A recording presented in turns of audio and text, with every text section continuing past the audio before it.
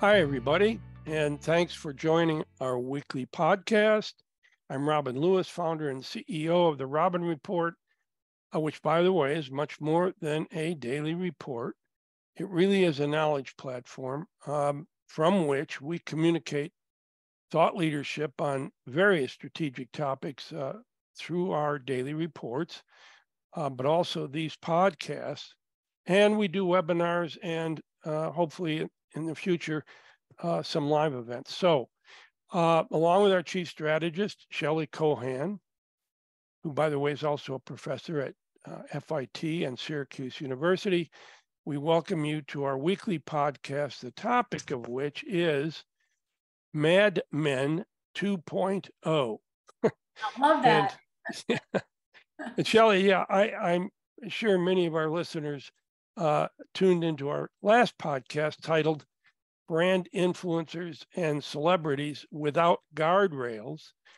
Long story short, it really concluded that celebrities like Kanye West, nicknamed, by the way, Ye, short for Yeezy, getting his brand booted out of Adidas for his blatant, hate-filled anti-Semitic rants, and like Kyrie Irving being dumped by Nike for the same reason. And the point we made is that this kind of behavior seems to be on the rise and really doing damage to the brands that they represent. And therefore, there is a major need among brands to develop guardrails into their selection of celebrity endorsements and for immediate suspension of any of those relationships that turn harmful to the brand. So for this week, we have a different and I think more positive issue. Thankful. Yeah, really. Something positive. Yeah, thankfully. Anyway, it's really an opportunity for retailers, and it is accelerating. And calling our topic Mad Men 2.0 is just a provocative lead into what appears to be a major transformation of how advertising will be structured and used going forward, particularly by brands and retailers. As I've said, the giant ad agencies during its golden age, many clustered on or around New York's Madison Avenue, thus the TV series, The Mad Men.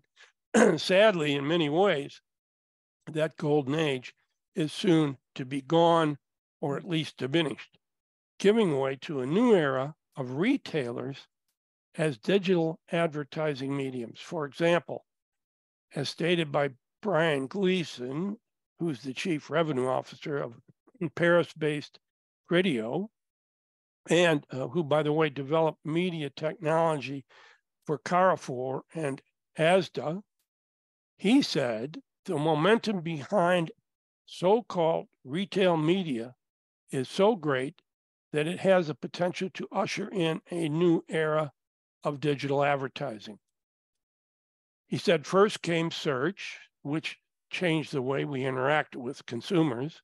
Then came social media, which brought target audiences into clearer focus.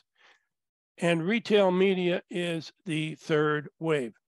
He says the largest retailers in the world are becoming media companies in many different ways. Amazon, for example, as they have in so many other ways, they have led the way in building a marketing business on the back of a sales platform, effectively creating a new form of mass media, actually in direct competition with traditional media as we know it. Its clients were advertisers who added $9.5 billion to Amazon's global revenue in the third quarter. Wow. Unbelievable. So Amazon's earnings report showed that its revenue from advertising was higher than fees from its Amazon Prime membership, audiobooks, and digital music combined. That's crazy. I know.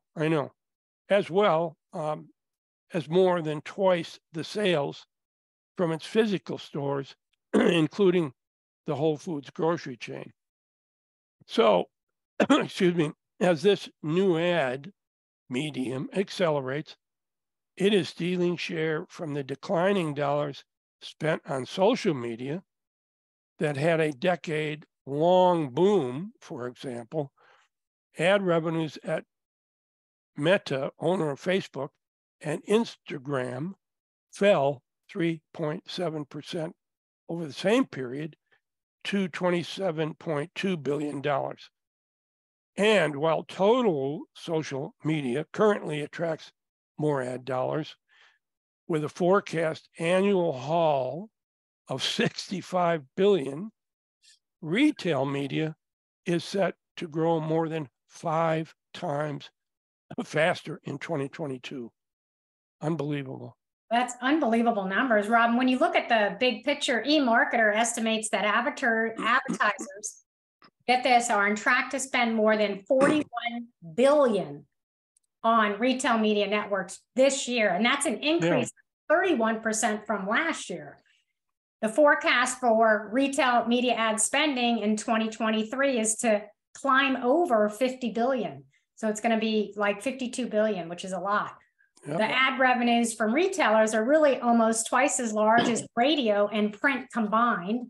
And the gap with television, which is forecasted to generate about 68 billion this year, is really closing swiftly. And this is according to many industry experts, including eMarketer. And of course, let's not forget the world's largest retail overall, Walmart, said last week its ad revenues surged 30% wow. in the most recent quarter. And that's thanks to expansion of its media business, which is known as Walmart Connect. And also they do a lot of retail media advertising in Instacart, or Flipkart rather, in India. So they're doing Flipkart ads in India and Walmart Connect in other areas. So the company's on track to generate 2.2 billion in revenues from advertising in the US this year. So that's according to eMarketer. Wow. And in a recent earnings call, Walmart Chief Financial Officer John Rainey noted that advertising was not only faster growing than its main retail business, but it also had higher margins. Incredible, Shelley. Maybe Walmart is the new J. Walter Thompson. Right. And, you know, there's also another obvious major advantage that retail as an advertising media has over the old traditional advertisers, and that is data. Tons of data. They actually have the ability to understand customer behavior and to personalize advertising like never done before. It definitely provides more sophisticated customer profiling. Oh, definitely. I have to jump in here, Ron, because the key benefit for any vendor or supplier that's going to partner with a retailer's media network is exactly what you said. But it's not just data. Here's the most important piece. It's first-party data. Absolutely. Yep. The vendors and suppliers have direct access to data collected directly from the consumer. Yep. So, and I even think, you know, the retailers benefited from the added revenue that they're getting, obviously, the high margin revenue. And now with cost of goods climbing, inflation continue to creep up, maybe it's a great time for retailers to get another revenue source. You know, then perhaps if they can get another revenue source, they may not have to raise prices because of everything that's going on right now in the industry. The consumers also benefit because they're actually getting these higher levels of personalized services, and they're being marketed directly by the vendors that they actually want to hear from. So it's super targeted and it's very personalized. Yeah, Shelley, it's amazing. And by the way, the head of data and analytics for Accenture says that retailers are realizing they now have a certain scale of digital attention that allows them to monetize data, you know, really in a whole new way. Exactly. I think there's like three major points here. First, the rise of e-com. The second is the near eradication of third-party data collection. And of course, the decline of TV ratings. And all of these things are creating this higher demand for retail media networks. They need a different way to reach out and target consumers. So obviously, the rise of consumer business has really been the conduit that is driving retail media advertising. And it just makes sense for a lot of retailers. I'll give you an example. You know, eMarketer did kind of an analysis on Best Buy in a survey with one of their companies called LiveRamp. But Best Buy, their online sales more than doubled from where they were pre-pandemic. So now it's almost $17 billion compared to 2019 was only $8 billion. Wow. So think about for Best Buy, the wide range of products they sell, and how all those suppliers, all those vendors can benefit from a retail, media network partnership with Best Buy. And of course, now Best Buy has a new growing revenue source. Yep. So according to that study by eMarketer and LiveRamp, the top 15 US e-commerce retailers, more than half of them actually have their own media networks. And many of these were launched coming out of the pandemic. I think the second point I mentioned is, Robin, throw out the milk and say bye-bye to third-party cookies because they're going away. And I don't know if you remember, originally Google was taking away third-party cookies. They were supposed to do it in 2021. They pushed it to 2023. And now I hear it's even being pushed now to 2024. So they're what Google's trying to do is they're trying to allow advertisers to really come up with a new game plan for advertising or a better way to understand consumer behavior outside, their own direct customer base, that first party data. So hence vendors can go to get retail media networks and go straight to the source where the consumers are interacting on an interface with a retailer. And the last point was just talking about the decline of TV watching and lower ratings. So advertisers just looking for new ways to reach markets. So all three of these things are really driving the demand here. It's really, a very dynamic issue and concept now. So, and everybody's getting into the game, really. Every major retailer is getting into this revenue stream. And, we talk about this a lot in the context of, shortening up the learning curve. But some retailers partnered with existing technology companies to provide a retail media network to its suppliers, while others are building their own in-house. Mentioned Walmart Connect before.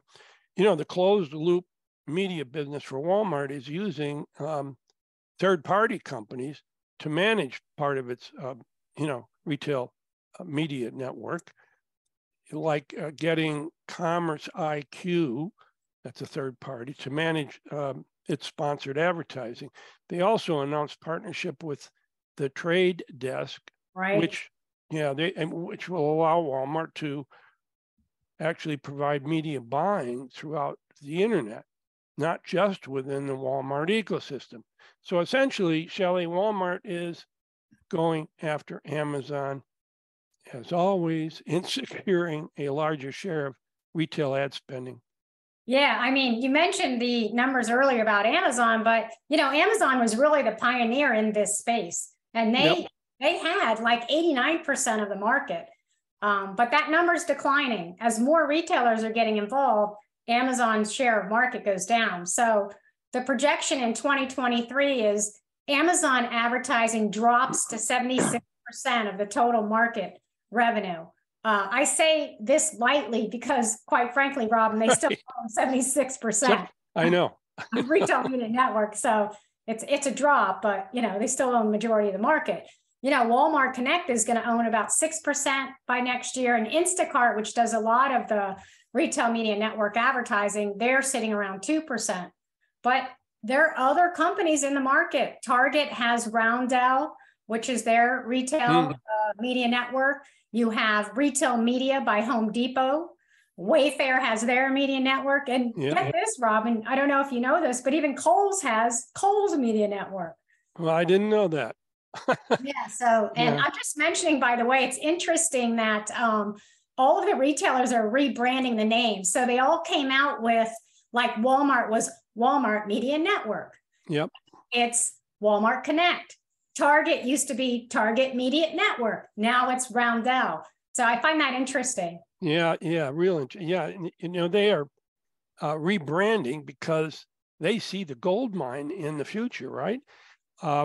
Retailers have always been great at marketing, and these new retail media networks are just that. I mean, it's a tremendous marketing opportunity, and it really benefits not just the retailers, but the suppliers and the consumers. Yeah, and Robin, there's many ways which these ads can be used online and even within stores. So online, there's like two main forms of promotions on home pages and product pages and search results, those akin to like Google. And unlike these very annoying banner ads that are embedded videos that are plastered on the wider web, the commercials are typically kind of integrated seamlessly into the retailer's web design. So the shopper journey isn't like an annoying journey. It kind of just seamlessly, and in the physical world, retailers are also finding even more creative ways to turn more of their properties into space that they sell to marketers, from ad-supported in-store radio stations that you can hear while you're shopping in a store, to video displays on shopping trolleys that promote particular products based on the weather and time of day. Tesco, for example, installed 500 smart screens at entrances to its connected stores through a partnership with J Deuce, I believe is the name of the company. Yeah. But that's amazing. 500 smart screens.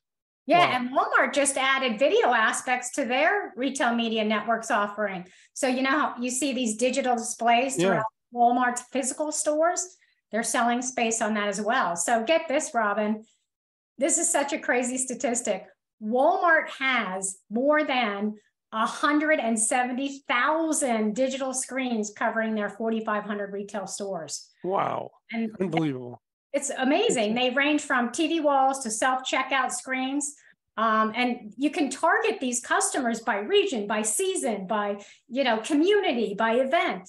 And all this information came from the analytic index. So, yeah. And, another point here, Shelley, is, as online privacy controls have hurt rival digital media owners, especially social networking apps, the ever increasing, troves of data on consumer behavior that retails keep adding to becomes even more valuable, right? Absolutely. Andrew Lipsman, who he's like the e-commerce analyst for eMarketer, said, quote, "You had a whole industry that was predicated on behavioral targeting and measurement, and it's being kneecapped." It is. Especially in these inflationary times. Ad budgets are going to go where they have more certainty about return. Increasingly, that is retail media. Yeah, Andrew's great. He always has the best insights. Yeah. And Robin, also, unlike social media, social media has to use these super sophisticated algorithms, right? Retailers, in contrast, they've already assembled the databases because they have the transactional information. Yep. So here are the top 3 reasons that consumer packaged goods companies and brands want to work with retail media networks. One is obvious: gain access to first-party data. We talked about that. The second reason that a lot of brands want to do these partnerships is to build a deeper relationship with the retailer. And a third big reason is they want to better understand the shopper. And this doesn't even begin to discuss the endless opportunities with, think about co-branding, doing a bunch of co-branding advertising. So yeah, that's a whole other thing. So, Shelley, and by the way, there are further advantages. For example, online ads can be a distraction, if not an outright nuisance. But when users are actively browsing for particular products, it likely means they are ready to buy something. So they can be more receptive to commercial messages if they are precisely targeted, which the retailers' advertising data are better equipped to do.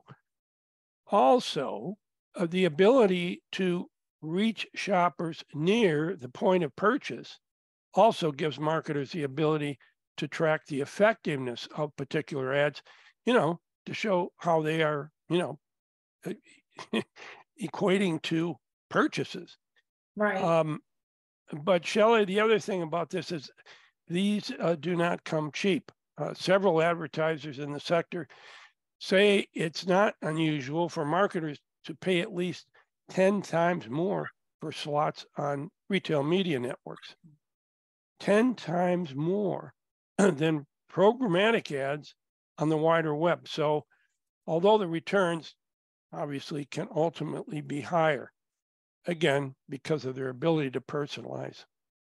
Yeah, I mean, I think, Robin, that maybe not everyone is convinced about the efficacy. Some executives say the ability to track like which ads are producing is not as sophisticated right now as promised. It's like everything else. Show me the money, right? Right. And another limitation, according to Andrea Lee, former Amazon executive, said that unlike those ads on the open web, ads sold through retailers are largely confined to that particular company's own site.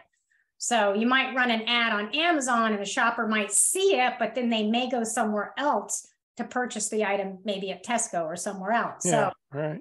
With that said, we already have major players really kind of building out the retail media networks outside of their ecosystem, like you had mentioned with Walmart and the And Shelley, we can't forget about brands' reliance on retailers, right? It means that many lack the first-party data of their own about who is buying their products. And as we know, most retailers jealously guard details about shopper behavior. Of course, we do know that that is a friction point. Brands want access to it. Retailers don't want to give it to them. But Shelley, at the end of the day, for many large retailers, this is an alternative and additional profit center, as we've just been talking about. So like all industries that have been fundamentally strategic and structurally, directly or indirectly, been altered by the epic technology era we are now well into. The worlds of advertising and marketing have also been upended for the good, greater efficiency and effectiveness, and sadly, for ending the Mad Men era and 3 martini lunches. Well said, Robin. For our listeners, you can find more of our podcast on Apple, Spotify, Buzzsprout, and of course, therobinreport.com. Look for us on YouTube, where we broadcast our podcast as well, and follow us on social media. Link in with us, please, for the latest thoughts about the industry. And now you can go have your 3 martini lunch. Anyway, thanks again for joining us. And as I say every week, if you have a topic that you would like Shelley and I to cover, please send me an email to robin@therobinreport.com. Thanks again.